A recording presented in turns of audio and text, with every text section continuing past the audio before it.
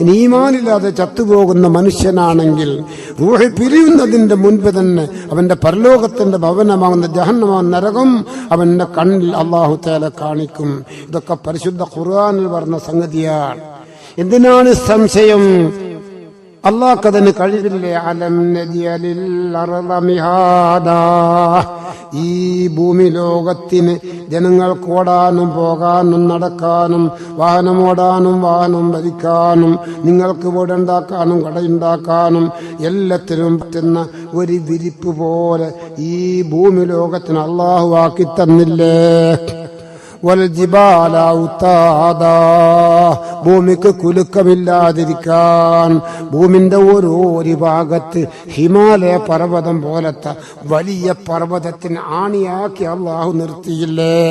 പിന്നെ ഭൂമിക്കൊരു അനക്കവും ഉണ്ടാവില്ല. തെങ്ങ് വീണാലും കുലുങ്ങൂല, പിലാവ് വീണാലും കുലുങ്ങൂല.